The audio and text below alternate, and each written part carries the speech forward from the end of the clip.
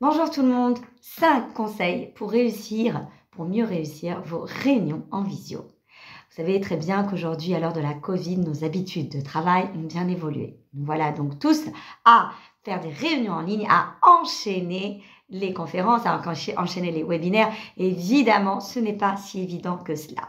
Le premier conseil que je vous donnerai pour réussir vos réunions en visio, c'est de bien préparer vos réunions. Cela exige une préparation plus importante qu'une réunion en présentiel. Dans cette préparation, essayez de mettre noir sur blanc tout ce que vous devrez dire, tous les points importants, le but étant évidemment qu'on ne déborde pas. D'ailleurs, l'idéal serait que vos réunions ne dépassent pas 40 minutes, parce qu'au bout de 40 minutes, il y a une telle lassitude, une telle fatigue, et vous allez réellement perdre votre audience. Mettez noir sur blanc. Et il y a également un plan B. Si jamais vous avez un problème de connexion, qu'est-ce qu'on fait? Si jamais vous n'avez pas un bon micro et que les gens n'arrivent pas à vous écouter, quel est le plan B? Essayez de réfléchir. C'est très important de bien préparer pour avoir des idées claires et limpides. Évitez de vous déconcentrer. Ce serait mon deuxième conseil. Se déconcentrer à travers des notifs, évidemment. Je vois beaucoup d'entre vous qui laissez votre messagerie ouverte, ce qui fait que vous recevez des emails en cours, vos téléphones vous dérangent. Et déjà que c'est pas évident de se concentrer. Si en plus on a des éléments qui viennent nous déconcentrer, ça risque d'être réellement difficile. L'idéal est de fermer toutes vos applications sur votre PC et de vous concentrer sur la réunion. Troisième conseil, soignez l'attitude. Il est important d'avoir une attitude réellement adaptée à ce canal. Évitez tous les parasites liés à la communication. Parasites, ça peut être le bruit du stylo qui peut déranger. Ça peut être quelque chose derrière vous qui attire l'attention, qui bouge. Bref, essayez réellement de faire en sorte que les personnes qui assistent et qui sont là puissent se concentrer réellement sur ce que vous dites et ne soient pas déconcentrés par des parasites dans votre communication qui vont les déconcentrer, voire les déranger.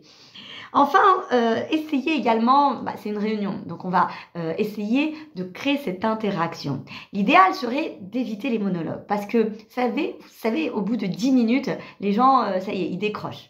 C'est pas évident de retenir l'attention. Alors, que dire quand parfois on est sur des 30 minutes? L'idéal serait qu'il y ait un échange. Donc, je vous invite à réfléchir à, on s'arrête quelque temps.